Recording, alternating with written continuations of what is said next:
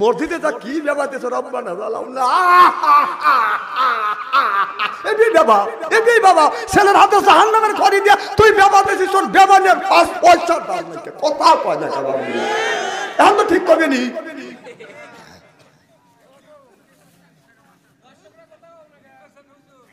দর্শকরা কথা কওয়াতি যা করে দরকার তা করবে না তুই কোনে তুই পর্দার মধ্যে রয়েছে ও পর্দার মধ্যে থেকে কথা বলতেছে খুব কি খারাপ লাগতেছে এইভাবে যদি ঘন্টাখানি আলোচনা করি শোনার জন্য রাজি আছেন তো হাত তুলে দেখান তো দেখি রাগ করবেন কারা কারা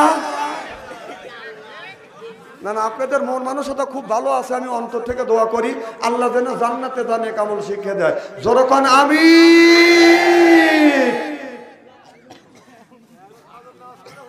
আচ্ছা আমার ভাইরা আমার সমস্যা হয়েছে নাকি মুসলমান ভাইরা আল্লাহর হাবিবের ব্রহ্মাতেরা ভালো করে লক্ষ্য করে শুনুন তাহলে এই যে ছেলে জন্ম দিচ্ছি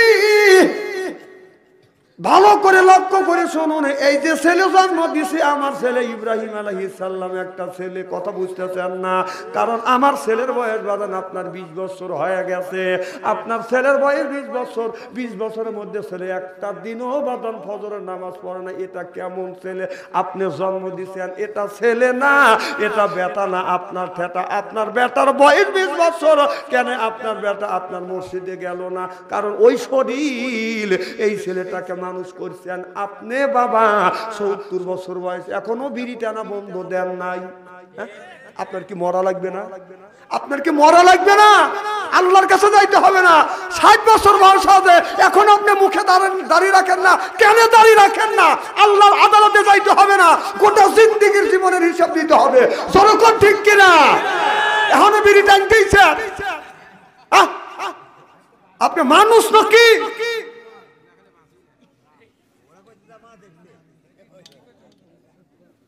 সব ওয়াজ করবো না আমার ভাইয়ের আমার আপনার ছেলের বয়স 20 বছর বিয়ে করাইবে তখন যদি বলা যায় যুবক যেদিন আমরা বিয়ে করতে যাই আমাদের দেশে একটা নিয়ম আছে 2 রাকাত নফল নামাজ পড়ায় কথা কন যদি বলা যায় যুবক আজ তুমি বিয়ে করতে যাবে 2 রাকাত নফল নামাজ পড়ো যুবক বলে নামাজ পড়া জানি না মসজিদের ইমাম ডাকে আইনে নফল নামাজ পড়ায় তাহলে নামাজ পড়লে ইমামকে ডাকি এনে নফল নামাজ পড়লে বউটা কি হুজুর এক দিবে কে নামাজ পড়ে পড়ে না বউ তো নিয়ে বড় ঢুকবে না ঠিক মতে এত বড় হলে নামাজ পড়লে না আল্লাহর হুকুম মেনে চলো না শয়তানের পথ ধরে অন্য রাস্তায় গেলে শয়তানের পথ ধরে অন্য রাস্তায় গেলে কি করে পাবে তুমি ক্ষমা কি করে তোমাকে করবে ক্ষমা আল্লাহ কি করে তোমাকে করবে ক্ষমা এ যুবক এখন তোমার বয়স 20 থেকে 25 বছর এখন তুমি মসজিদে গেলে না নামাজ আদায় করলে না বলা যায় না কারিমুল মাউত কখন আসবে আসমানে মাথা রাখবে জমিনে পা রাখিয়া তোমার রূহটা বাদান কবজ করিবে আল্লাহ নবী বললেন তোমাদের ঘরটাকে কোরআনের দুর্গ বানাও হাদিসের দুর্গ বানাও নামাজের দুর্গ বানাও তা না বানাই আজকে আমাদের ঘরটা বানাচ্ছে বাদান সুদের দুর্গ ঘুষের দুর্গ গানের দুর্গ টিপির দুর্গ সিডির দুর্গ গানে গানে গানে গানে সুদে সুদে সাজালে বাড়ি দিন আসিবে খাটি তোমার বাড়ি অর্থাৎ মসজিদের পালকি বুঝতেছেন কিনা গানে গানে সুদে সুদে সাজালে বাড়ি যে দিন আসিবে খাটি তোমার বাড়ি আজরাইল এসে নিবে জানতেন সেদিন জানাজা হবে তোমার বাড়ি যেরকম ঠিক কিনে যদি বলা যায় আজরাইল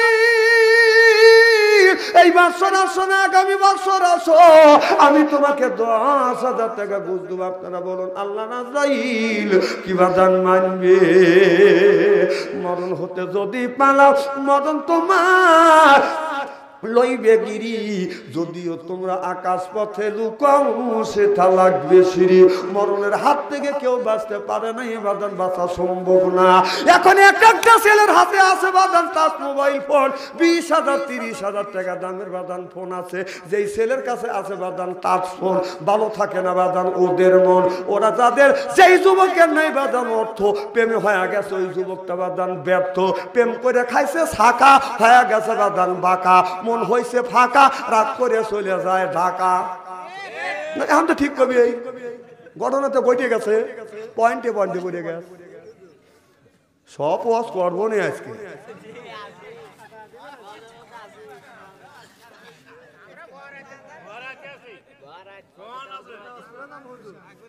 ওই আপনারা কালকে কমিটি বলবেন এমন বক্তা ক্লিয়ারছে হয়তো ওয়াজ ছাড়ে না। নারে কেবল ওয়াজের নমুনা দিচ্ছি, খানিক বাদে কমে এই হুজুরে ক্লিয়ার লোক এটারে। হ্যাঁ, কারণ আমার মাহফিল থেকে আসা যাবে কিন্তু যাওয়া যাবে না, যাবে কবেই জামাটা নিয়ে ধরবো, জান কোথায় আমাকে রাখিয়া। হ্যাঁ,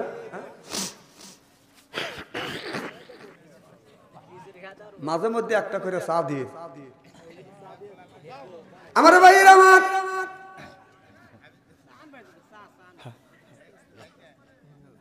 খুব কি খারাপ লাগতেছে নাকি?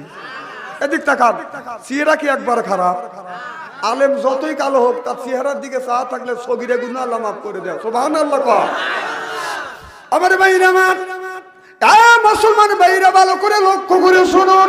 তাহলে আপনার ছেলের বয়স 20 বছর হয়ে গেছে, এখনো পর্যন্ত ফজরের নামাজ বাজান পড়ে না, তাহলে আপনার ছেলে যে মারা যাবে, মরে গেলে এই ছেলেটা আপনার কি জবাব দিবে কবরের মধ্যে? আল্লাহ বলে ইয়া আইয়ুহাল্লাযিনা আমানু, ওহে যারা ঈমানের বা বিশ্বাসীরা, কু আনফুসাকুম ওয়া আহলিকুম নারা, নিজে বাঁচো তোমার রাহেল পরিবারকে বাঁচা। আপনার বাবার বয়স 50 বছর, বাবাও মসজিদে যায় না, ছেলেও মসজিদে যায় না, আপনি মানুষ নাকি?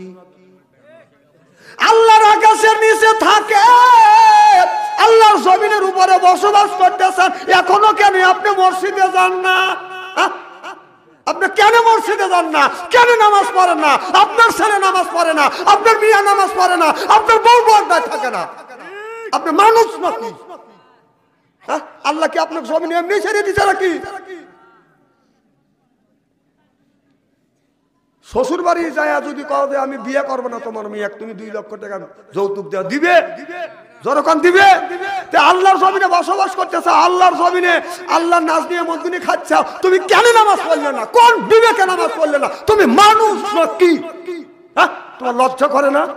এখন চাষটালে বসে ফজর যখন চাষটালে মসজিদে আজান দেয়, যখন মসজিদে আজান দেয়, হাইয়া আল্লাহ সলা হাইয়া আল্লাহ ফালা, নামাজের দিকে আসো, কল্যাণের দিকে আসো, কুকুর উত্তর দেয়। আর তুমি মসজিদ আজান শুনে মসজিদে যাও না, তুমি চাষটালে বসে তুমি চা খাও, তুই মানুষ নাকি? তোর 5টা মনে একটা কথা কয় না যে আল্লাহর জমিনে রয়েছি, আজান হয়েছে, আর আমি কোন বিবেকের মসজিদ থুয়া এখানে চা বসে চা খাই, আবার বিড়ি টানে সাবিব খান সাপনুরের ছবি দেয় কুটকুটো টাকা বুড়োরা, কথা কয় না? কথা তো খুব খারাপ বলতেছি আমি। আমার ভাইয়ের আমার, আল্লাহ কোরআন কারীমের মধ্যে 80 থেকে 82 জায়গা বলে ওয়াকিমুস সালাহ, নামাজ কায়েম করো, ওয়াতু যাকাত, যাকাত আদায় করো, কুতিবা আলাইকুমুস সিয়াম, আল্লাহ রমজান মাসের রোজার কথা বাদান আপনার, নামাজের কথা 80 থেকে 82 জায়গা, যাকাতের কথা 30 জায়গা, কুতিবা আলাইকুমুস সিয়াম, রমজান মাস আসতে রোজা রাখো, রোজার কথা 1 থেকে 2টি জায়গা বলছে। তাহলে কোন জ্ঞানে আপনি নামাজ ছেড়ে দিয়া মাথা রাখছেন বড় বড় চুল? ওই লোকটা মাঝে মধ্যে করে বাদান ভুল, এরপরে হাতে হলো বালা, গলায় হলো পুঁতিমালা, পরনে হলো পাটের শালা, আমি হিসাব করে দেখলাম ওই লোকটা অরিজিনাল শয়তানের শালা। নামাজ নাই, রোজা নাই, হজ নাই, যাকাত না, কয় খাসার ভিতর আছেন পাখি ঢুকলো কিভাবে? ওই যে খাসার ভিতর আছেন পাখি ঢুকলো কিভাবে? মুর্শিদ না ববিলে বাবে খবর কি পাবে? মুর্শিদ খাইলে মা কোন সানায়া, পাখির তো খাওয়া হইল না, মুর্শিদকে খাওয়াইলে সানা পাখি কি খাবে? পাখি গু খাবে, তো তোর কি? তুই মসজিদে যা, পাখি কি খাবে ও হে চিন্তা করতেছ, তোর চিন্তা তুই কর।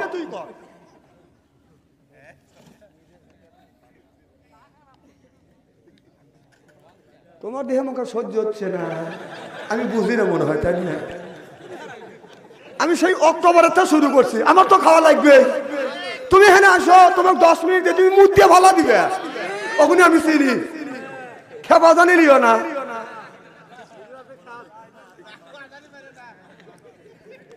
না না, আমরা একই জেলার লোক, খোলাখালি ভাবে কথা বলবো, কি কর?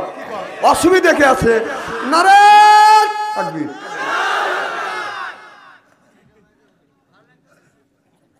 আমার ভাইরা, আমার এ মুসলমান ভাইরা, আল্লাহর হাবিবের উম্মতেরা ভালো করে লক্ষ্য করে শুনুন। তাহলে আল্লাহ বললেন নিজে বাঁচো, আহেল পরিবারকে বাঁচাও। আজকে নিজেও বাঁচলাম না, আহেল পরিবারকে বাঁচাইতে পারলাম না। ওয়াজ কিন্তু এই জায়গা রেখে গেলাম, এখন ওখানে যাই। অবাদান, ওই যে ছেলে জন্ম দিলাম, এখন আপনার বাবা বিবি বলতেছে, স্বামী তুমি ছেলেটাকে যা মারতে যাচ্ছ, তোমার কোন টুকু? তোমার টুকে তুমি মারো, আমার টুকে মারো না। আল্লাহর আগে থাকো, আল্লাহর আদালতে মামলা দায়ের করবো। এখন আপনি বলতে পারলেন না আপনার ছেলের কোন, আপনার বিবির কোন টুক আর আপনার কোন টুক, কথা বুঝতেছেন না? বাবা জানে একটা মেয়ে ইমাম তাহমুর রহমাতুল্লাহ আলাইহির জামানা একটা মেয়ে বাদান ডেলিভারি হবে। এখন ডেলিভারি তো হয় না বাদান, এখন আপনার সব মানুষ মিলে বুদ্ধি পরামর্শ করলো ডেলিভারি হবে না, একে সিজার করা লাগবে, পেট কাটা লাগবে। এই সিজারের আইনে এই সিজারটা কোন থেকে বাদান উৎপত্তি হচ্ছে, কবে থেকে সিজারটা চালু হয়েছে, এই কথাটা আমি আপনাদের সামনে উপস্থাপন করব। আজকে আমাদের দেশের মেয়েরা বাজার, আমি লক্ষ্য করে দেখলাম এই পৃথিবীর বুকে বাংলাদেশের মধ্যে বাজান আপনার 3 শ্রেণীর মানুষকে আমি ডাকাত পাচ্ছি। 1 নাম্বার ডাকাত হলো বাজান ডাক্তার, 2 নাম্বার পুলিশ, 3 নাম্বার আমাদের মতো মোল্লারা। কথা কি বুঝতেছেন? 1 নাম্বার ডাকাত হলো বাজান ডাক্তার। এই মেয়েটা যখন পেটে বাচ্চা আসবে যদি নিয়ে যান, ঠিকই আছে, অবস্থান ভালো আছে, পানিও ভালো আছে, পজিশন মতেই আছে, কথা কয় না। হওয়ার যখন 2 মাস আপনার 1.5 মাস আগে যখন নিয়ে যাবেন, তখন ডাক্তার কয় সর্বনাশ, কয় কি হয়েছে? কয় পানি শুকিয়ে গেছে, বেকাদা পড়িয়ে গেছে, কথা বুঝতেছে না, পাথা রয়েছে। দেখছেন? দেখেন কত বড় সন্তান। কোন ডাক্তার? তাহলে হে কথা আগে কওয়া লাগে না। ওয়াজটা আমি করে ফেলেছি, এখন তা ওয়াজটা আমি ঠেকাবের পারতেছি রে, যেহেতু ওয়াজ মারা গেছে তাহলে আমি করেই ফেলি, কি কর?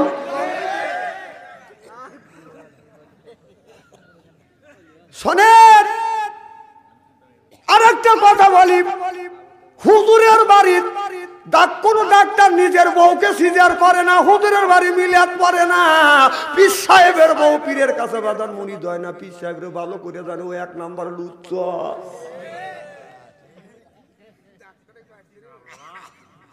আর ডাক্তার নিজের বউগারে কোনোদিন সিজার করে না, কয় নর্মালি হবে, একটু ব্যথা সহ্য করতে কি হয়। আর আমাদের মেয়ে বিয়ে দিবে পারে না, এই মেয়েটাকে রুগী বানানোর জন্য মেয়ের মা আর মেয়ের বোন উঠে পড়ে না, আমার মেয়ে এখন সিজার করা লাগবে, তুই সিজার কেন? মেয়ে উনি মেয়েকে রুগী বানাতেছে, একটা মানুষের ভালো পেট খাইছে, ওই মেয়েটা রুগী হয় না, আসরের কাজ করতে পারে না। মেয়েটাকে খুশি মনে মার মা আর মেয়ের বড় বোন খুশি হয়ে ওই মেয়েটাকে রুগী বানার জন্য উঠে পড়ে লাগে।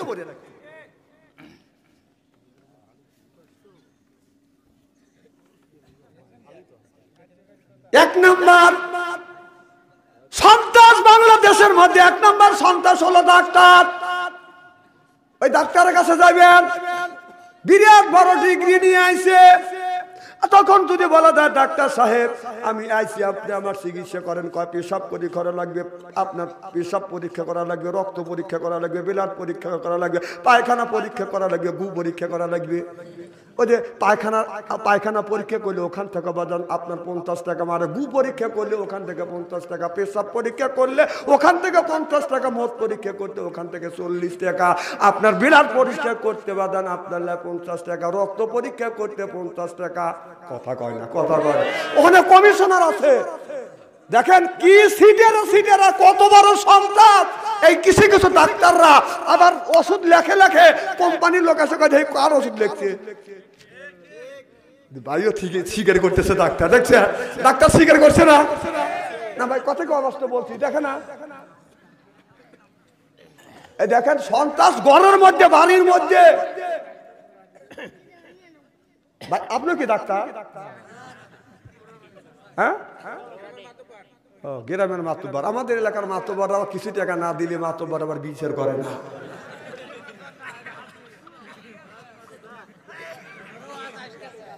না না, কারণ ন্যায় বিচার যদি করতে পারেন আমার ভাইয়ের, আমার মক্কার ভিতরে আপনার হাজিরা বাদান হজ করতেছে, হাজিদের মধ্যে বাদান দ্বন্দ্ব লেগে গেছে। একজন মহিলা একটা যুবকের পিছনে, একটা মানুষের পিছনে আসক্ত হয়ে গেল। এই যুবকটার কাছে যায় প্রত্যেকদিন প্রেম নিবেদন করে। এই ছেলেটা বাদান রাজি হয় না, হজ করতে গেছে, মেয়েটা বাদান পিছনে পিছনে হজ করতে গেছে। যাওয়ার পরে বাদান আপনার ওই ছেলেটা তারপরে বাদান রাজি হয় না। এখন মেয়েটা যাইয়া ওই ছেলেটার, ওই মেয়েটার বাদান লাকেশটা বাদান চুরি করে ছেলের ঘরে রাখি আসছে। আর এরপরে আসে কয় আমার লাকেশ নাই, আমার লাকেশটা কে চুরি করলো? হজ করবার জন্য আসি। খুঁজতে খুঁজতে যায় দেখে যেই যুবকটাকে প্রেম নিবেদন করে, প্রেমের ওভার দেয়, এই যুবকটা রাজি হয় না। ওই যুবকার রুমের মধ্যে বাদান আপনার বেড রয়েছে। বলে তুমি এই বেডটা কই পাইলে? কয় আমি জানি না, আমার বেডটা কোত্থেকে আসলো আমি জানি না। তখন ওই লোকটা বলল হজ করবার জন্য আসছো, হজ করি আসে তুমি চুরি করতেছো, তোমার কারণে সব হাজির বদলাম হয়ে যাবে। ওই জায়গা নার ইসলামী রাষ্ট্র হলো মদিনা। বললো যে হাত দিয়ে বাদান চুরি করতে, এই হাতটা বাদান কাইতে দিবে। এবার যুবকটা চোখের পানি ফেলে দিয়ে দিয়ে কান্দে, আল্লাহ তুমি তো ইন্নাল্লাহ আলিমুম বিজাতিস সুদূর, মাওলা আমি তো চুরি করিনি, আমি আসছি হজ করবার জন্য, কিন্তু এই লাকেশটা আমার রুমের মধ্যে কেমন করে আসলো আমি জানি না। আল্লাহ আমার লাকেশটা আমি চুরি, যদি চুরের অপবাদ যদি আমার শরীরে দেয় আমার কোনো দুঃখ নাই। আল্লাহ আমার যদি হাত গাইতে দেয়, এই হাত দিয়ে আমি মোনাজাত করতে পারবো না, তোমার কোরআন ধরতে পারবো না, আল্লাহ তোমার কাছে হাত তুলতে পারবো না, হাত আমি জমিনে ঠেকাইয়া তোমাকে সিজদা করতে পারবো না। আল্লাহ আমি যদি চুরি না করিয়া থাকি রে আল্লাহ, আমাকে তুমি অপবাদ দিও না। আমার ভাইরা এখন বাদান নিজ বিচার করবে, নিজ বিচার বাদান। এখন যদি ওই ছেলেটার হাত কাটে নিজ বিচার কি বাদান হবে? হবে না। বাদান রে হঠাৎ করে একটা মুরব্বি বলে,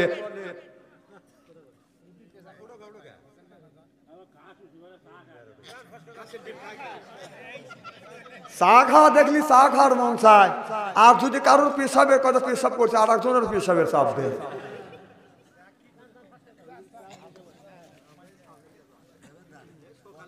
এই 2-3 বার আমাকে চা দিলেন, ওনাকে একটা এনে দিবেন ফেললেন না, তাহলে এই লোকটা উঠে যায় না? জ্ঞান থাকা লাগে তো। মার হবা কর। খুব খারাপ লাগতেছে নাকি? কি জানে বলতেছিলাম? আমার ভাইয়ের, আমার দূরের থেকে একটা মুরব্বি দেখছে, ওই মুরব্বি আস্তে আস্তে এসে বলতেছে এখানে কি হয়েছে? কয় এই লোকটা চুরি করছে, আর লাকেশ চুরি করছে, এই জন্যই চোরের বিচার ওরা হাত কাটিয়ে দেওয়া। কথা বুঝতেছেন না?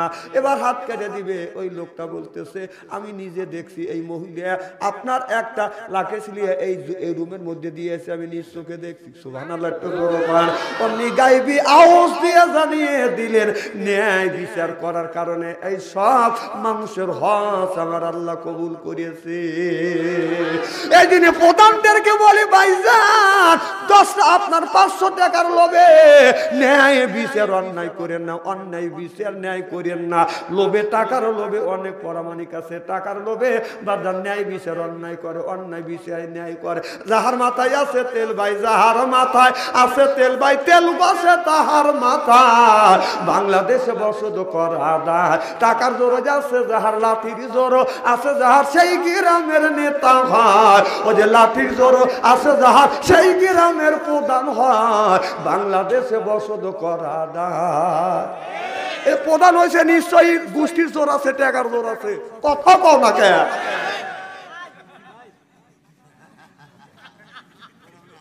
কথা কেন অবস্থা বলতেছি? আচ্ছা গ্রামের মধ্যে এর চাইতে জ্ঞানী মানুষ আছে, গরিব মানুষ, তার কথা কি মানুষ শুনবে? হে যদি ন্যায় বিচার করবে, ফকিনের বাচ্চা তুই কি জানিস? আর তার লাঠি আছে, যদি বিচার যদি কমও করা জানে, কথাবার্তা জ্ঞান বুদ্ধি যদি কমও হয়, লাঠির জোর থাকলে গ্রামের মধ্যে প্রত্যেকটা গ্রামে দেখেন যার গোষ্ঠীর জোর আছে, ওই গ্রামের মধ্যে গোষ্ঠীর জোর আছে, সেই গ্রামের মানুষ একজন প্রধান হয়। ভাই রাগ করেন না ভাই,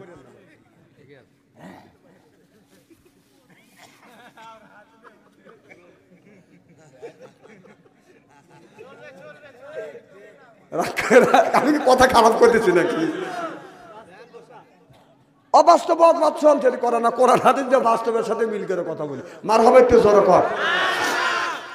আমার ভাইয়ের আমার এই জন্য প্রধান যারা, রাগ মাইন্ড করেন না, আমি রহস্য করতেছি। ওয়াজকে আমি সাইডে দিছি নাকি? তো খালি করতেছেন ওয়াজ করেন, তুমি এসো কও না না ওয়াজ করতেছি না, কি করতেছি আমি কণ্ঠ? আমার তোমাকে নিঃশ্বাস ফেলান লাগবে না, বয়সটা একবারে কম হয় নাকি? 61 বছর বয়স চলতেছে, জানেন? 61 বছর বয়স চলতেছে। এই হাত দিয়ে কত মানুষের জানাজার নামাজ পড়েছি, গোসল করেছি, মাটি দিছি, চ্যাংরা মানুষ বুড়ো হয়ে গেছি।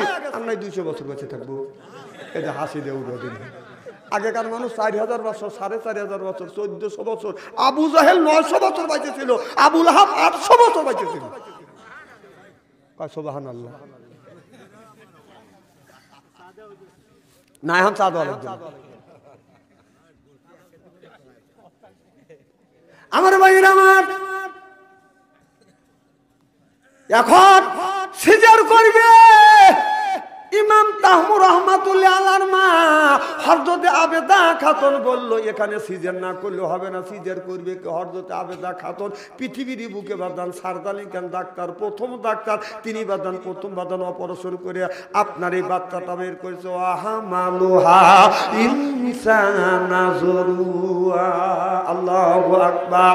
নবীর 4 ইঞ্চি নিচে আপনার জরার স্থান আছে, ওই জায়গা বাদান আপনার ছুরি দিয়ে বাদান পেট কাটছে। 4টা বাদান পল্লা আছে, 5টা পল্লা আছে, একটা হলো চামড়া পর্দা আছে, 5টা পল্লা কাটার পর বাদান ওখান থেকে বাচ্চা বের করছে। ও বাজার, তাহলে এই পৃথিবীর ভিতরে সর্বপ্রথম সিজার করা ডাক্তার হলো হযরত ইমাম তাহমুর রহমাতুল্লাহ আলাইহির মা হযরত আবেদা খাতুন। আপনার কোরআনের আয়াত করে চিনতে করলেন, কোরআনের মধ্যে বলছে যদি পেট কেটে বাচ্চা যদি বের করতে চাও, বাচ্চাটা কোথায় থাকে? নাভির আপনারা 4 আঙ্গুল বাম পাশে, 4 আঙ্গুল নিচে জরারাউর স্থান আছে, ওই জায়গা তোমরা ফেস দাও। আহামালুহা ইনসানা জরুয়া, আল্লাহু আকবার। ওই জায়গা ফেস দিয়ে বাচ্চাটা বের করছে। পৃথিবীর যত গুণে ডাক্তার আছে বাদান ঠিক ওইভাবে বাদান অপারেশন বাদান করতেছে। তাহলে আপনার ভালো মেয়েকে কোন জ্ঞানে কোন বিবেকে আপনি রোগী বানালেন? আপনার চামড়ার 5টা পর্দা আছে, 5টা পর্দা কাটার পরে ওই বাচ্চাটা বাদান বের হয়। এরপরে বাচ্চা যদি বাদান আপনার এখনো 2 দিন দেরি আছে, এই ছেলেটা হয় নাই, 2 দিন পরে আপনার 15 দিন হয়ে যাবে। 2 দিন আগে অপারেশন করে, যখন অপারেশন করে বাচ্চা বের করে, বাচ্চা ঘুমোয়া থাকে, ওর ঘুম ভাঙে না, পাও ধরে বাজার এইরকম করে বাজান ঝাঁকি দেয়, তখন বাচ্চা ক্যা ক্যা করে ওঠে। যখন ঠিক কিনে ওই যে মাথায় ঝাঁকি পাইল, ওই পাওয়াই বাদান ওর মেধা শক্তি, ব্রেন শক্তি বাদান ভালো থাকে না, খালি মোবাইল দিয়ে বাদান পাগল হয়ে যায়। হ্যাঁ, আবার কোরআনের মাহফিল এলে ওরা আসে না, ওদের সিজের করা গুনি কোরআনের মাহফিলে আসবে।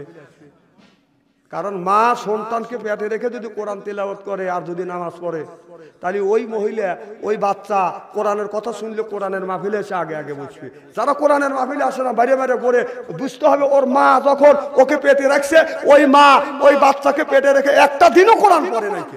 কথা কন না কে? আমার এক ভাবি আছে, যতবারই ডেলিভারি হয় ততবারই সিজার করা লাগে। এখন বিলে 3 বার করে সিজার করা যায়। কয়বার?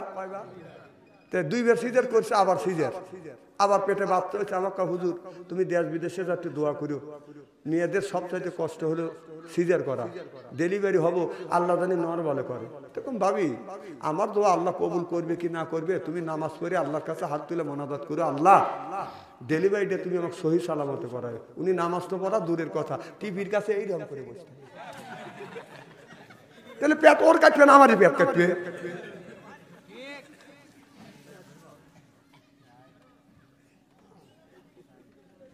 এদিক তাকান, চেহারা কি একবারে খারাপ নাকি? খুব কি খারাপ লাগতেছে? নারে তাকবীর। আমার ভাইরা, আমার মুসলমান ভাইরা, আল্লাহর হাবিবের প্রেমমাত্রা ভালো করে লক্ষ্য করে শুনুন, তাহলে আমলে নিয়তে বাদান শুনতে হবে। ওয়াজটা কিন্তু এই জায়গা রেখে গেলাম। এই জায়গা আল্লাহ বললেন কু আনফুসিকুম আহলিকুম নারা, নিজে বাঁচো, তোমার আহেল পরিবারকে বাঁচাও। আজকে নিজেও বাঁচলাম না, আহেল পরিবারকে বাঁচাইতে পারলাম না। এক একটা ছেলের হাতে বাদান স্ক্রিন টাচ মোবাইল দিছে, এই মোবাইলের মধ্যে বাদান প্রেম আর ভালোবাসা করতে করতে কিছু কিছু ছেলে মেয়ে বাদান প্রেমের বাদান সেঞ্চুরি করে ফেলছে। একটা ছেলে বিয়ের আগে 8টা ভালোবাসা করছে, বিয়ে করছে ওইটা দিয়ে 9টা। ও বাসর করে যা মনে মনে ভাবতেছে আমি সলির জিনিস পাইছি। বাসর ঘরে যাইয়ে কোন ব্যক্তি যদি বাসর ঘরে যাইয়া যদি কোন ব্যক্তি যদি 4টা জায়গা বিবিকে সুমা দেয়, খুব বালাতি খাতনি, খুব বালা দিয়ে দি, খুব বালা দি রেজবি, খুব বালা দি আয়না আইনে, 4টা জায়গা সুমা দিয়ে বাদান নফল নামাজ পড়িয়া আল্লাহর কাছে হাত তুলে যদি মোনাজাত করে, স্বামী স্ত্রীর জীবনের শুরু থেকে বাসর ঘরের আগ পর্যন্ত সগীরা গুনাহ আল্লাহ মাফ করে দেয়। সুবহানাল্লাহ। ওই ছেলেটা বাসর ঘরে যাইয়া বাদান এই আমলটা করে না, নফল নামাজও পড়ে না। বিবি বলে স্বামী রে, তোমার আমার বাসর ঘর, আজ বাসর ঘরে একটা আমল করব, স্বামী স্ত্রীর জীবনের গুনাহ মাফ করে দিবে। আর তুমি গান গাচ্ছ, স্বামী গান গাচ্ছ, বিবি আমি ঠকি নাই, আমি ঠকি নাই রে। বউ কয় যে আমল করবো আর তুমি গান গাও। বা বিবি আজকে আমার সাথে আনন্দিত মানুষ এই পৃথিবীতে আর হয় না, কারণ আত্মাক ঠকাইছি। বিবি আমি ঠকি নাই, আমি ঠকি নাই রে, তুমি আমার 9 নাম্বার বিবি রে। আমার আগে 8টা কয়, তোক দিয়ে 9টা। বউ খাটের উপরে দাঁড়া আসলো, দাবাস করে পড়ে গেছে। স্বামী কয় তুমি দাবাস করে পড়লে কে? বউ উঠে কয় যে আল্লাহ কানের বগল দিয়ে বাঁচাইছে। কয় যেমন? তখন বিবি বলতেছে স্বামী আমি ঠকি নাই, আমি ঠকি নাই রে, তুমি আমার 10 নাম্বার স্বামী রে। আমার আগে 9 টাকা, তোর দিয়ে 10টা। যুবক, তুমি যদি আমার মেয়েকে ঠকাও, তুমি যদি আমার মেয়েকে ঠকাও, তাহলে তোমাকেও ঠকাবে আমার মেয়ে। কথা বুঝতেছেন না? তুমি ভাবছো যেই মেয়েটাকে বিয়ে করে আনছো, তুমি ভাবছো তুমি 11টা ঠকাই না, 12 নাম্বারে এইটা ভালো। তাহলে বুঝতে হবে তোমার বিবি বাজান, তুমি যদি 12টা ঠকাও, তোমার বিবি 14টা ঠকা থুয়ে তোমার ঘরে আইছে। এই কথাটা আল্লাহ কোরআনের মধ্যে বলছে, আল খবিসাতুল লিল খবিসা ওয়াল খবিসুনা লিল খবিসা। খবিস মার্কা বোর ভাগ্যে খবিস মার্কা স্বামী মিলবে, খবিস মার্কা স্বামীর ভাগ্যে খবিস মার্কা বউ মিলবে। সিল্লে কম ঠিক কিনে এ কথা কার? আল্লাহ বলছে খবিস মার্কা ছেলের ভাগ্যে খবিস মার্কা বউ মিলবে, খবিস মার্কা বউর ভাগ্যে খবিস মার্কা স্বামী মিলবে। কথা কয় না বাবা। তুমি কি ভাবছো কি 14টা ঠকাইছে আর মনে করছে যেটা আনছে এটা খুব সলিড, তুই 14টা ঠকাইছিস, ও 20টা ঠকাইছে বসে রয়েছে তোর কাছে।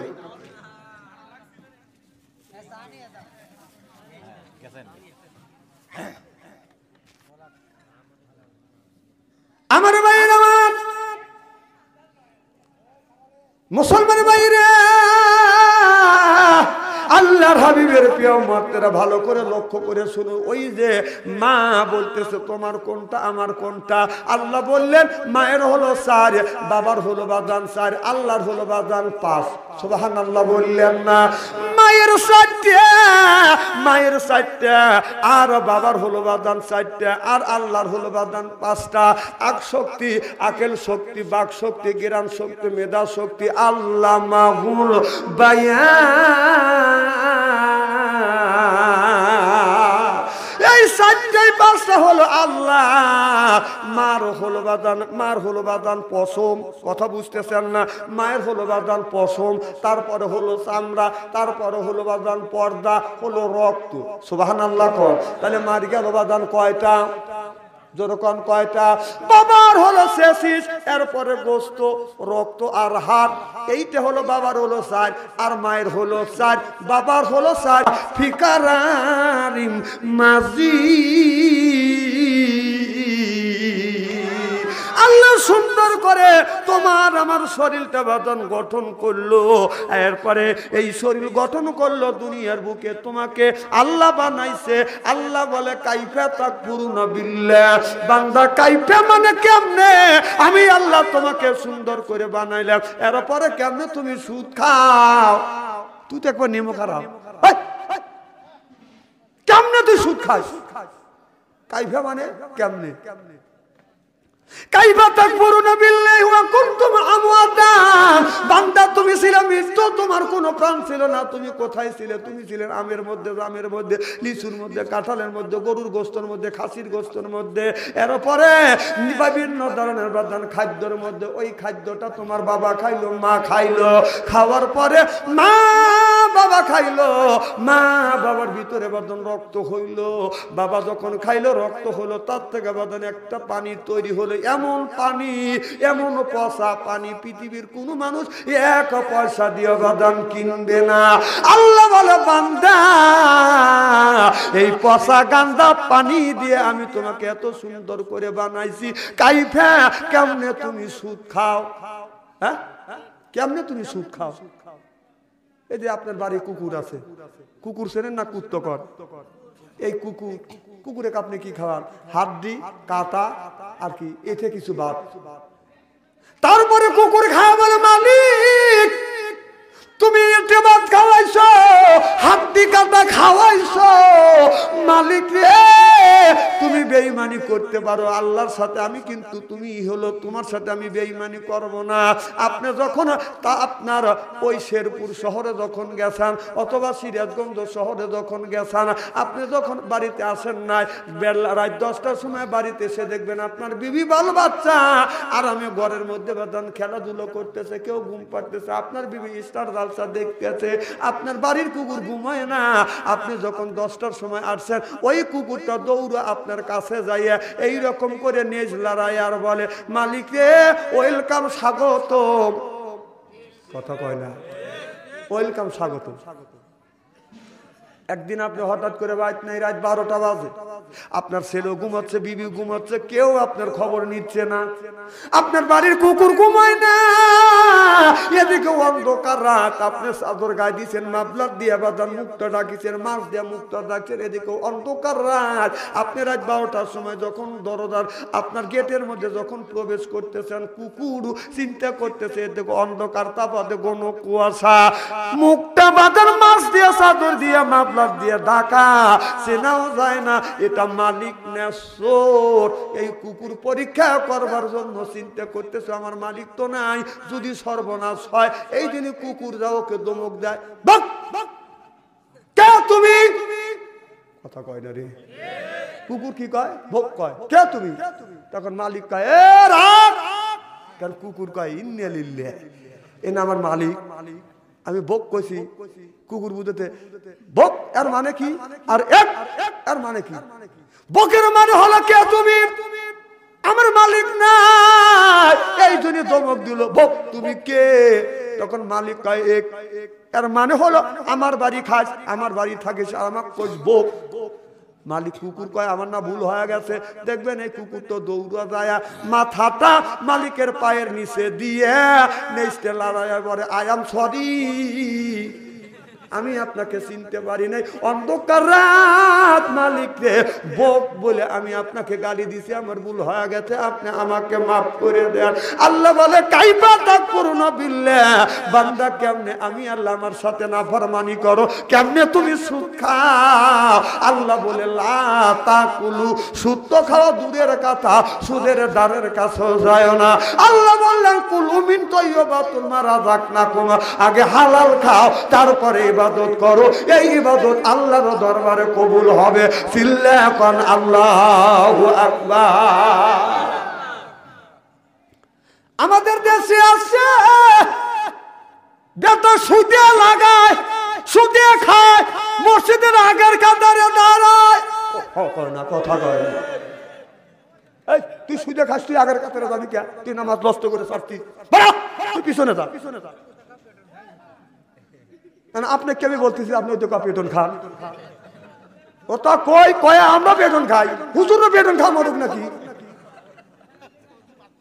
কারণ 16টা বছর আমরা ওয়াজ করতে পারি নাই, জানেন? কয় বছর?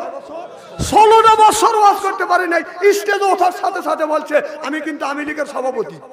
কোরআনের আয়াত যদি সরকারের বিপক্ষে যায়, আমাদের বিপক্ষে যায়, ঠ্যাং কেটে হাতে তুলে দেবো। তখন ঠ্যাং কেটে হাতে তুলে দিতে চাইছে।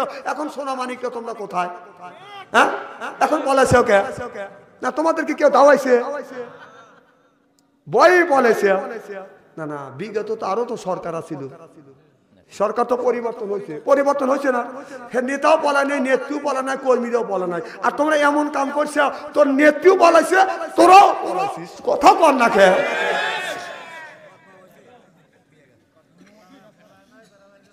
বুবু আইবা, বুবু আইবা রে, আইসা আপা ক্ষমতা পাইবা না, আপা আইবা, আপা আইবা রে, আফির আইসা ক্ষমতা পাইবা না। তোমার দলের যত লোক ছিল, লয় করে তারা পালা গেল। যখন ঠিক কিনা? তোমার দলের যত মানুষ ছিল, কোথায় তারা পালাইয়া গেল? তুমি রইলা মামুর দেশেতে। আফাই আইবা, তুমি আইবা রে, আইসা দেশে ক্ষমতা পাইবা না। তোমার দলের লোক গুণী যত ছিল, ডুব দিয়া সবাই পালাইয়া গেল। তোমার দলের লোক ছিল, কোথায় তারা পালাইয়া গেল? তুমি রইলা মামুর দেশেতে। বুবু আইবা, বুবু আইবা রে, আইসা তুমি ক্ষমতা পাইবা না। সিল্লেকন ঠিক কিনে? বাহ, বিগত সরকার কেউ পলা নাই, আর তোমরা পলা গেলা। আমাদের আমি এক টাঙ্গাইলে মাহফিলে গেছি, এখন এক নেতা এদিক দেখান, এনে তাফসির কে, তাফসির কালকে হবে, আজকে ওয়াজ হোক। টাঙ্গাইল গেছে, এক নেতা এসে জড়া ধরেছি, হুজুর দোয়া করেন, কেমন কি আমি জানি বাড়ি ফিরতে পারি, কম দোয়া আমার ভিতর থেকে বের হচ্ছে না। কয়েকে একদম 16 বছর ওয়াজ করবে দিছে। হ্যাঁ, আল্লাহ কোরআনের মধ্যে বলছে ওয়াজালনা লিল মুত্তাকিনা ইমামা, একটা নেককার পরহেজগার ইমাম বানাও। সেটা হলো ওয়ার্ডের ইমাম, সেটা হলো মেম্বার, ইউনিয়নের ইমাম সেটা হলো চেয়ারম্যান, আপনার থানার ইমাম সেটা হলো এমপি। সেইটা তোমরা বানাবে দাও নাই, জোর করে ভোট ছিঁড়ে নিছে। কথা বল, জোর করে কাটিয়ে নিয়ে গেছে। এই যে আমাদের সোনামণিরা, আমাদের ভবিষ্যৎ, যাদের বয়স 15 থেকে 20 বছর অথবা 25 বছর, ওরা জানে যে ভোট মানে মাইরে ছিঁড়ে কাটিয়েছে। স্বাধীন একটা ভোট দিয়ে একারে দেখাও নাই, এরা শিখে গেছে মারামারি আর কাটাকাটি। ভোট মানে কাটিয়ে দেওয়া। ভোট যে একটা ইমানের অঙ্গ, সুবহানাল্লাহ জোরে কর। এরা তো এটা জানে না। তুমি 16টা বছর এতে শিখে দিয়ে গেছো।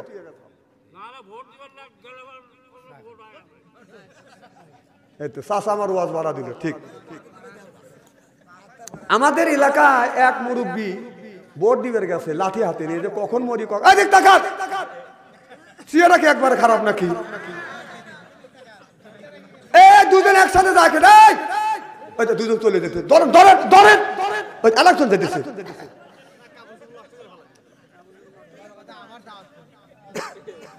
এদিক তাকান, আমার এলাকার একটা মুরব্বী যাচ্ছে হলো ভোট দেওয়ার জন্য, যা গেছে ভোট কাউন্টারে গেছে। কয় চাচা তোমার ভোট হয়েছে? কয় কও কি বাপু, জীবনের শেষ একটা ভোট দুবার হে ভোট হয়ে গেল। কয় চাচা খালি তোমার ভোট হয় নাই কে? চাষিকে কয়েন, চাষির ভোট হয়ে গেছে। কয় ক কি বাবু, তোমার চাষি মা না 6 মাস আগে মরে গেছে, আইসা ভোট দিলে আমার সাথে দেখা করে দিল। এই কয় লোকটা চিকুর শুরু করে দিছি। এখন পুলিশ বাসি ভু করতেছে, এই চাচা কি হয়েছে, চাচা করা করেছি না বাবা এই বিচার তুমি করতে পারবে না, কেন আমরা আইনের লোক, আমরা বিচার করবার লোকই আইছি, ন্যায় বিচার করবো, আইনের আওতা নিয়ে যাবো। বাবা শোনো তোমরাই বিচার করো যে তোমার চাষি 6 মাস আগে মারা গেছে, এসে ভোট দিয়ে গেল, আমার সাথে দেখা করলো নাকি? সব পুলিশ লাখে রোমান লেখালে হরি হুমর পায় না। 16টা বছর ভোট দিবে দেয় নাই, জোরাজোরি করছে, এরপরে সেটাই ধরা পড়ে, সেটি হলো 3000 কোটি টাকা, 4000 কোটি টাকা, কোটি কোটি টাকা চুরি করছে। ওই টাকা কি তোর বাপের? ওই টাকা কি তোর বাপের? যেটাই ধরা পড়তেছে সেইটাই। দেশটা দেউলিয়া বানাইছে সাবেক প্রধানমন্ত্রী, দেশটা দেউলিয়া বানাইছে সাবেক প্রধানমন্ত্রী। সোনার দেশটা শ্মশান করলো লুইটা পুইটা খাইয়া রে প্রধানমন্ত্রী। কোথায় রইলেন কামরুল ইসলাম, কোথায় কাদের কাকা, কই গেল সে ওই মহিলার স্যাটাং স্যাটাং কথা? কোথায় রইলেন কামরুল ইসলাম, কোথায় কাদের কাকা, কই গেল সে ওই মহিলার স্যাটাং স্যাটাং কথা? দলের মানুষ বাসাইয়া, দলের মানুষ বাসাইয়া দিল্লি করলে বাসারে প্রধানমন্ত্রী। 41 সাল পর্যন্ত ক্ষমতায় থাকিবে, নমরুদের মতো দেশটা শাসন করিলে। মনে হর বাবার দেশ 41 সাল পর্যন্ত একটা রোড ম্যাপ দিয়া দিছে, 41 সাল পর্যন্ত ক্ষমতা থাকবে, দুইটা পুইটা খাচ্ছে খালি, আর মানুষে বলছে খেলা হবে, খেলা হবে, না না খেলা হবে বলছে। পাবলিক এই কথা শুনিয়ে তৃতীয় হয়ে গেছে। পাবলিক যখন খেলা করার লেগে যখন রেডি হয়েছে, টাকা দিতে মাঠে পেল আর নাই। আবার সেই পেলার পলাইছে, বলাইছে দাড়ি কাটিয়ে পলাইছে, কথা কর। আচ্ছা, এই যে জামাত বিএনপির উপরে যে সিরিন অভিযান করছে, বেশিরভাগ জামাতে, বিএনপির উপরে নির্যাতন কম করে নাই, জামাতে সিরিন অভিযান করছে। এর মানে হলো সিরিন অভিযান বোঝেন তো, মাথায় সিরিনে নিয়ে যেমন করে উকুন টেনে বাই করে, কতক্ষণ? ঠিক জামাত ইসলামকে নিধন করার জন্য, শেষ করার জন্য এইরকম সিরিন অভিযান করছে। আপনাকে বলতে পারবেন জামাতের একটা নেতা দাড়ি মারি কাটে পলাইছে, আর তোকে খেলা জোরেই নেই, খেলা করবেরই যায় নাকি, দাড়ি কেটে চলে গেছাও, পলাল নিছিলে, ধরা পড়ে গেল। তাহলে বোঝা গেল তোদের দাড়ি, তোকার দাড়ি ঠিক আছে, তোকার ও দাড়ি পাঠা ছাগলের মুহিও আছে। হ্যাঁ, একটু ঠেলা দেখছে, দাড়ি কাটছে, আমরা নামাজ পড়ি না, না না আমি লেখের লোক নামাজ পড়ে, ইহুদি রেখে নামাজ পড়ে না, তোদের নামাজ আর তোদের দাড়ি ইহুদিদের মতো দাড়ি, কথা কয় না, কথা কয় না। একটু ঠেলা সরে নাই, দাড়ি কাটছিস, তার প্রমাণ তো দরবেশ বাবা করে গেল, কথা কর। আবার কত লোক দাড়ি রাখে নাই, এখন পলা যায় দাড়ি রেখে ব্যায়াম চালাচ্ছে, আমরা ওখানে দেখি না। থাক থাক, ব্যায়াম চালা, দাড়ি রাখ, এখন আমাদের লেবাস করছে। ডাক্তার ইন্নুস যতদিন আছে, ডাক্তার ইন্নুস যতদিন আছে, একদিন খালি দোয়া ইন্নুস করতে থাকো। যে নির্বাচিত সরকার আসলে যদি ইটের ডেল দিয়ে থাকো, পাথরের ডেল খাওয়া লাগবে। থাক,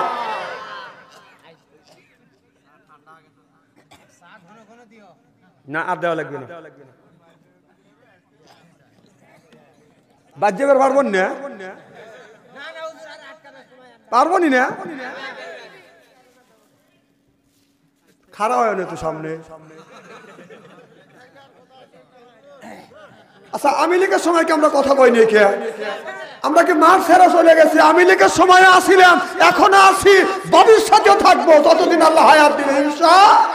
আর ওরাই থাকবে না, সামনে দেরি করেন, দেখেন কি হয়। আমি কি শিখেছি? আমি বলতেছি দোয়া নিউজ পড়তে থাকো, তাহলে নির্বাচিত সরকার আসবার কর আইসে লিখ, তাহলে ইটের ডেল দিছেও না, পাথরের ডেল খাওয়া লাগবে, থাকো। তো হপ পালিয়ে যাচ্ছে। আমার ভাইয়ের, আমার মুসলমান ভাইয়েরা, আল্লাহর হাবিবের প্রেমমাত্রা ভালো করে লক্ষ্য করে শুনুন, আমলের নিয়ত বদল শুনতে হবে। ও বাজার, আল্লাহ নবীর কাছে যখন আল্লাহ কোরআন নাযিল করলেন, আর রহমান আল্লামাল কোরআন খলাকাল ইনসান আল্লামাহুল বায়ান।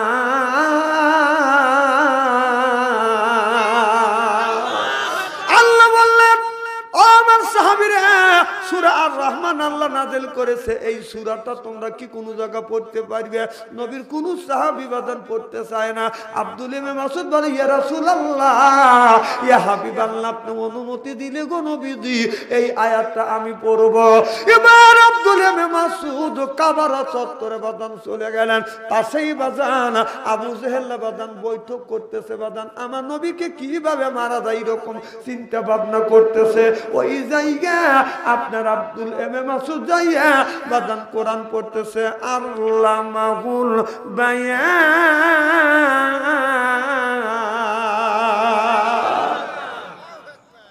যখন চোখ বন্ধ করে কোরআন তিলাওয়াত করতেছে, আবু জেহেলের ছেলেরা বলতেছে, নেতা সাহেব একটু অনুমতি দেন, দেখেন আমরা এই জায়গা বৈঠক করতেছে আর ওই জায়গা আপনার কোরআন তিলাওয়াত করতেছে, ওকে সাইজ করে আসি। কথা বুঝতেছেন না? আমাদের এলাকায় এক জায়গা বাদান আওয়ামী লীগের বাদান মিটিং হচ্ছে, পাশে হলো মসজিদ। একজন যা বলতে, তো মসজিদে মুখে আজান দিবের পারিস নেই কি? মুখে আজান দিবার পারিস নেই, এখানে আমরা মিটিং করতেছি, মাইক দিয়ে আজান দেওয়া লাগবে। তাহলে আবু জেহেলের সাথে করে কম করছে না বেশি করছে? ওদের সমান সমান করছে। কোরআন তিলাওয়াত করছে, বলছে সাইজ করি, আর এখানে আজান দিচ্ছে, যা বলতে চাই মুখ দিয়ে আজান দিবার পারিস নাই। দেখিস না আমাদের আল্লাহর ওলিরা আজান ওয়াজ করতেছে।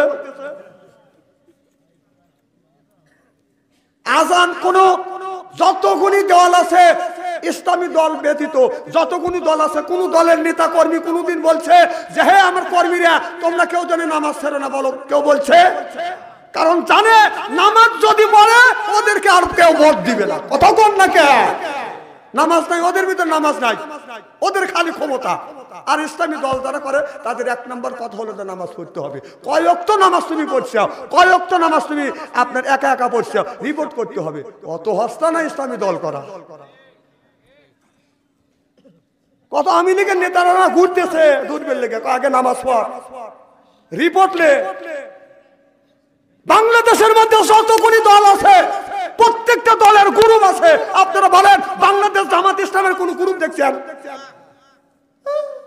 সত্যি কথা কয় না পাবলিক, কথা কন না কে? শুনছেন ওরা গ্রুপ গ্রুপ মারামারি করছে? হায় রে মানুষ, একটা কথা কয় না, এক কথা কন না কে? সত্য কথা। বাংলাদেশে যতগুলি দল আছে প্রত্যেকটা দলের গ্রুপ আছে, গ্রুপে গ্রুপে মারামারি হয়। কথা কন। বাংলাদেশে জামাত ইসলামের মধ্যে কোন গ্রুপিং দেখছেন? আমির কোরআন হাদিস থেকে যেটা কথা বলতেছে সেইভাবে তারা চলতেছে। কোনদিন দেখছেন বাগাবাগিলে মারামারি করছে? কারণ ওরা নিজের বাপের টাকা দিয়ে রাজনীতি করে। কথা কন। ওদের মধ্যে চাঁদাবাজি খাওয়া নাই কে? আর এদের মধ্যে খাওয়া আছে, সরকার দিল মারিয়েছে রেখে। কথা কয় না রে। বাংলাদেশের সব দলে দেখে তাবলীগের ভিতরেও গ্রুপিং হয়ে গেছে, 7 গ্রুপ আর জবাইয়ের গ্রুপ। কথা বল। তাহলে নিশ্চয়ই ওখানে স্বার্থ আছে না? স্বার্থ না থাকলে গ্রুপ হয়? কথা কয় না। আর জামাত ইসলামের মধ্যে স্বার্থ নাই দেখে গ্রুপ হয় নাই, জীবনে হবেও না। জীবনে যদি কোনোদিন আল্লাহ যদি বাংলাদেশে ইসলামী রাষ্ট্র যদি আসে, ইসলামের আইন যদি কায়েম হয়, ইসলামের রাষ্ট্র যদি কায়েম হয়, তাহলে এই বাংলাদেশ সোনার টুকরো হয়ে যাবে, জান্নাতের বাগান হয়ে যাবে। সুবহানাল্লাহ।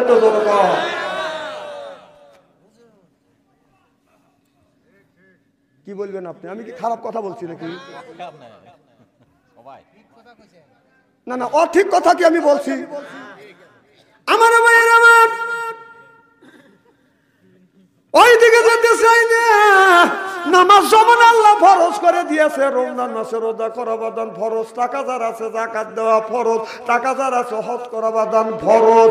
কিন্তু আপনার নামাজ পড়া গরিবের জন্য যেমন ফরজ, ধনীর জন্য বাদান ফরজ। যার টাকা নাই তার জন্য বাদান যাকাত ফরজ নাই, যার টাকা নাই তার জন্য বাদান হজ বাদান ফরজ নাই। তবে আল্লাহ বলেছে নামাজ যেমন ফরজ, রোজা যেমন ফরজ, প্রত্যেকটা ধনী হোক গরিব হোক প্রত্যেকটা মানুষের কোরআনটাকে প্রতিষ্ঠিত করবার জন্য এটাও ফরজ। আল্লাহু আকবার বলেন। নামাজ যেমন ফরজ আল্লাহ যদি কিয়ামতের ময়দানে যদি বলে বান্দা আমি যে তোমাকে দুনিয়ায় পাঠাইছি আমার দিন কায়েমের জন্য তুমি কি করছো, কারণ দিন কায়েম করাও তো হলো ফরজ। নামাজ যেমন ফরজ করা হয়েছে দিনটা কায়েম করা, ইসলাম প্রতিষ্ঠিত করা হলো ফরজ, কায়েম করাও ফরজ, তুমি কেন কায়েম করলে না? ওই দিন দেখবেন কত মানুষ নামাজ পড়ে রোজা রেখে হজ করে যাকাত দেওয়ার পরও কানতে কানতে বাজান জাহান্নামে যাবে, কারণ ওই ফরজ মানছে আর দিন প্রতিষ্ঠিত করা এটা হলো ফরজ, এইটা যারা মানে নাই তারা কানতে কানতে বাজান জাহান্নামে যাবে। আমার ভাইরা, আমার আব্দুল্লাহ ইবনে মাসউদ চোখ বন্ধ করিয়া কোরআন তিলাওয়াত করতেছে।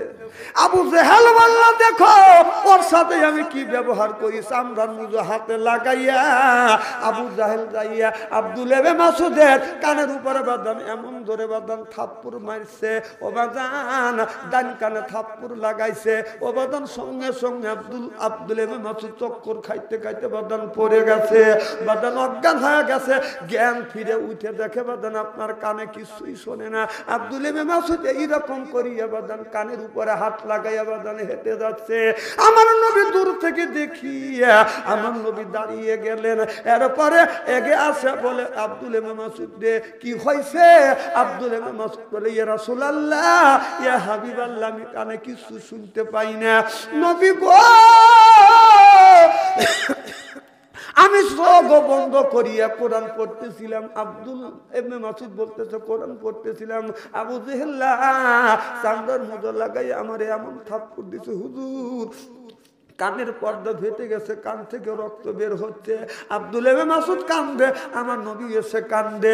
এমন সময় জিবরাইল আলাইহিস সালাম ওই জায়গায় এসে বাদান মুস্কি মুস্কি হাসে। আমার নবী বলে এ জিবরাইল, যেই জায়গা আমার সাহাবী কোরআন পড়তে গিয়ে আবু জেহেল থাপ্পড় দিয়ে কানের পর্দা ফাটিয়ে দিয়েছে, যেই জায়গা আমার সাহাবীরা কান্দে আমি নবী কান্দি, উচিত ছিল এই জায়গা তোমার এসে কান্না, উল্টো কেন তুমি হাসতেছো? জিবরাইল আলাইহিস সালাম বলে ইয়া রাসূলুল্লাহ ইয়া হাবিবাল্লাহ আপনার সাহাবীর কানের পর্দায় যেখানে সাহাবীরা কাঁদতেছেন আপনি নবী নিজেও কাঁদতেছেন, উচিত ছিল আমারও কান্না, কিন্তু না কান্দিয়ে আমি কেন উল্টো হাসলাম? আপনাকে এই জায়গা বলবো না, মদিনায় গেলে আমি আপনাকে বুঝিয়ে দিব। আজকে আমি না কাঁদে উল্টো আমি হাসলাম। চিল্লা কোন আল্লাহু আকবার।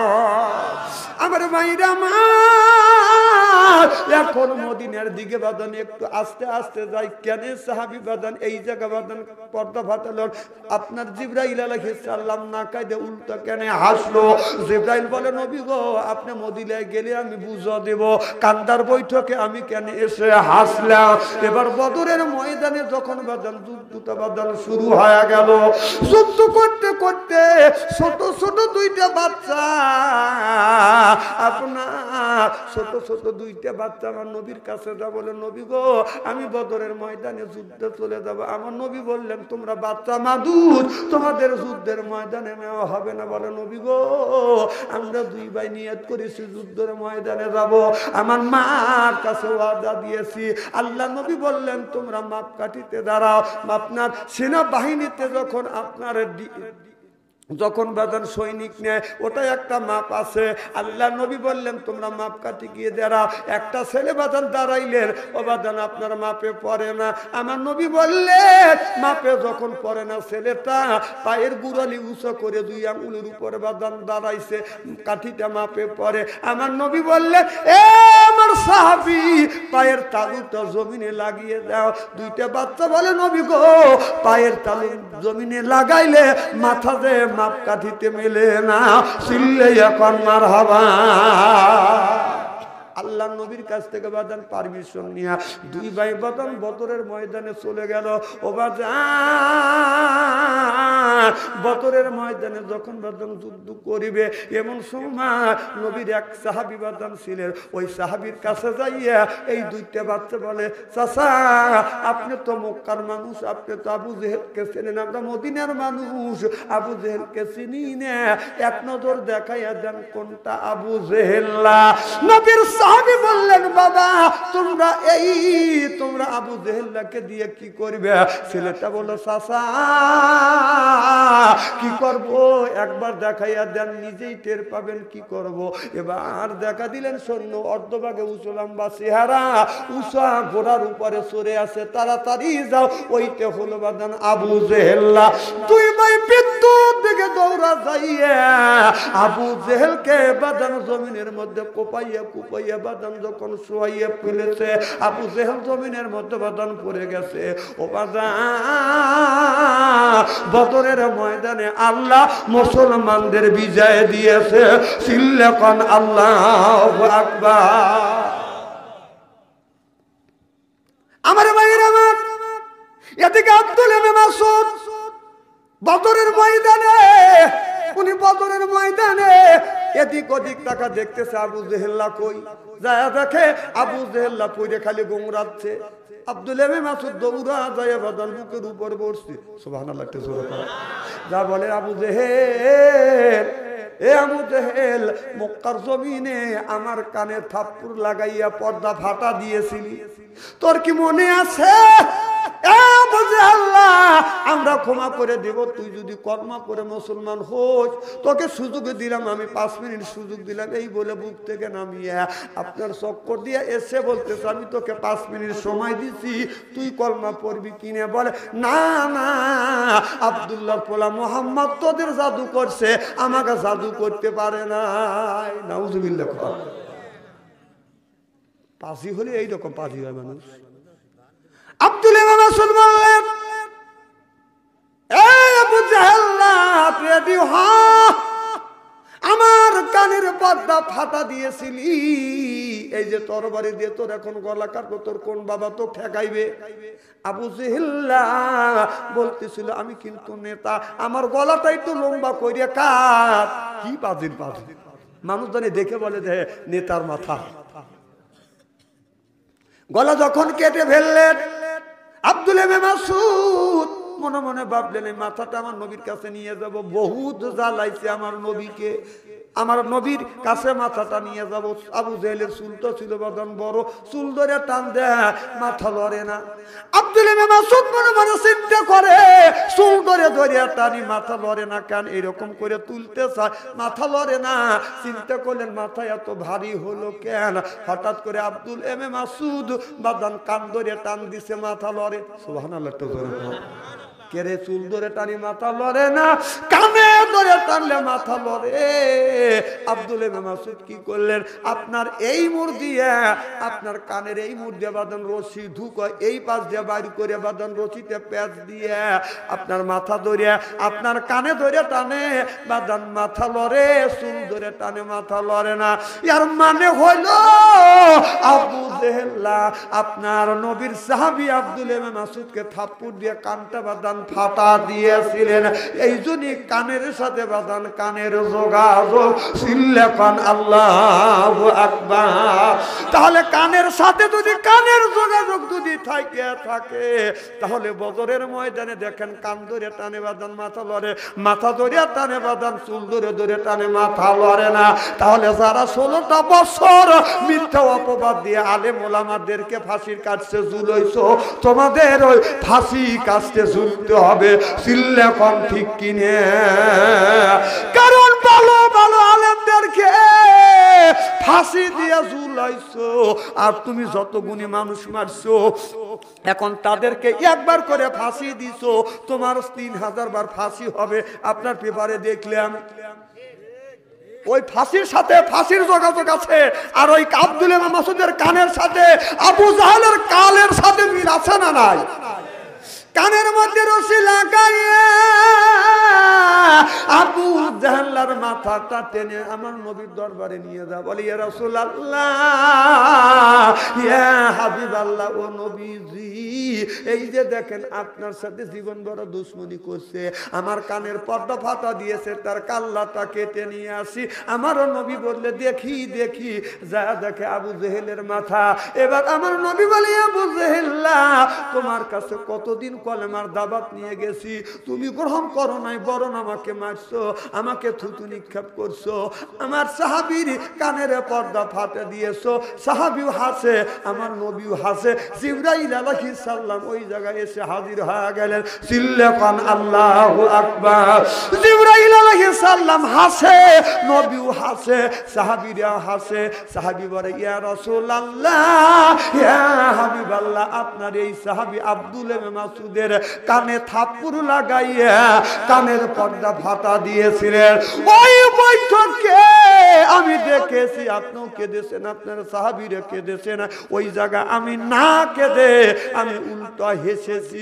ও নবীজি, আজকে আপনার সাহাবী আব্দুল মাসউদ তার গলাটা কাটছে, কানের সাথে রশি লাগাইয়া কুত্তার মতো টাইনে আপনার দরবারে হাসি করছে।